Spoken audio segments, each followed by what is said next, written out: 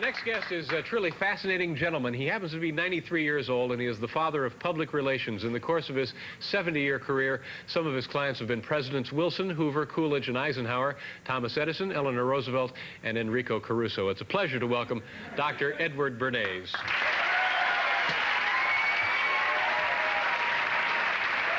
Hi, Doctor. Good to see you. Come on up over here. There you go. Have a seat right here.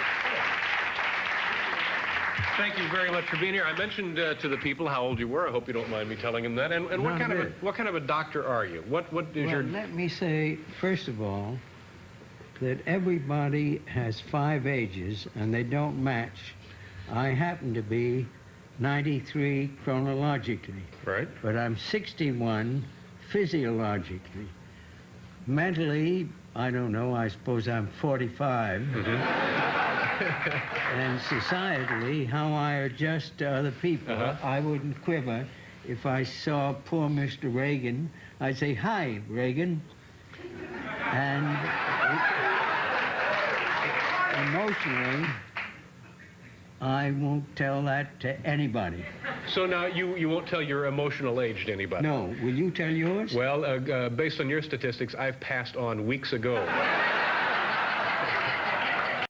I'll accept that. It was a lovely service, and I'm sorry you couldn't be there, but... all right, now, Doctor, tell me again what the doctor is. What are we dealing with? Well, you're the father of public relations. What we're dealing with, really, is the concept that people will believe me more if you call me doctor. Oh, I see. So... That's a good idea. And actually, I am doctor because 2 universities gave me honorary degrees. All right. One was Boston University, and the other was Babson College. So you're making the most of those degrees. Well, let's talk a little bit about public relations. You've been doing it for 70 years. Who were some of your... 72. Who were some of your early accounts? Who were clients of yours back in the very beginning? In the very beginning, Procter & Gamble was one of our accounts. They had a white floating soap called Ivory soap. Right. That was the selling point. It would actually float in the bathtub or wherever you were bathing, I guess. That's right. And they came to me one day and said that mothers washed the faces of the children, and they hated soap because their eyes were stinging from the soap. And that when people grew up, they wouldn't use any soap because they get conditioned in childhood, according to Freud, my uncle. So you get ahead of yourself, but it's true, your uncle was Sigmund Freud.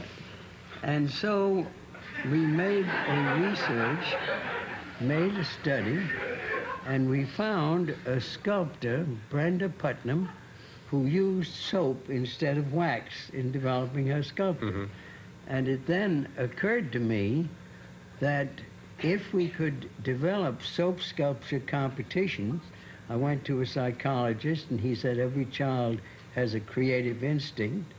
If we got some sculptors to be judges and had soap sculpture competitions for children in different age groups... That would get them accustomed to using the soap. That would get them to love soap. Did it work? Not only accustomed to it.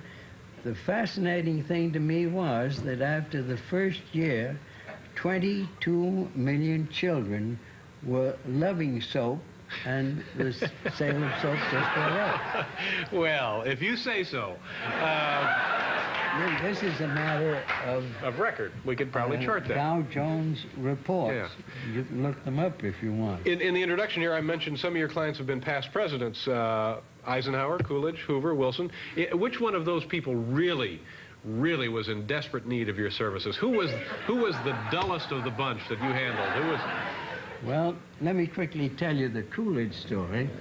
Harding had died, Coolidge became president, and Coolidge was running for president, decided to be president, and Alice Roosevelt Longworth, who was the daughter of Theodore Roosevelt, had started a bon mot, a few words, that went around the country as if by radio and by Letterman, TV, and they called on me and said, we're worried that this may defeat Coolidge.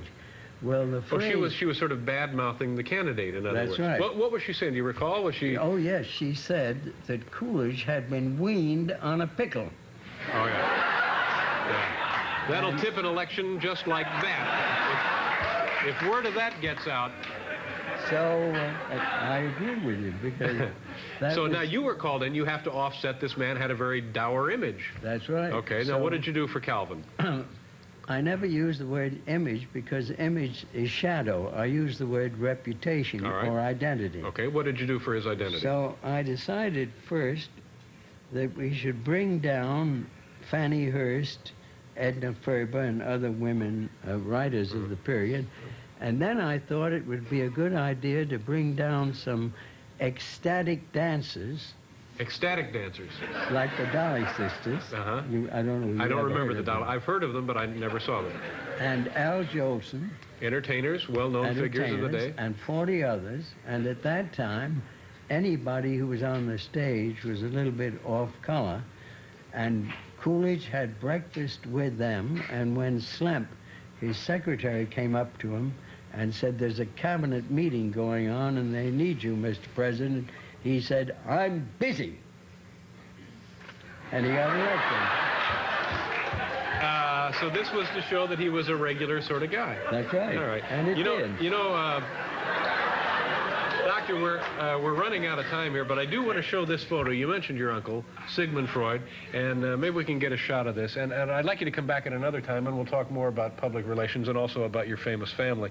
But pick yourself out of this photo and also tell the people where Mr. Freud is. Well, Sigmund Freud is on the right. Right there.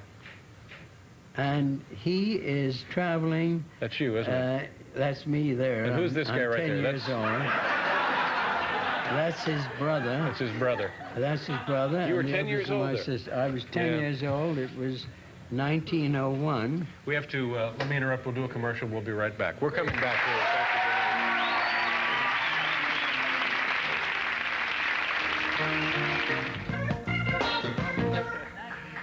Well, that'll be a lot of fun. Now, come back and see us. Will you do that?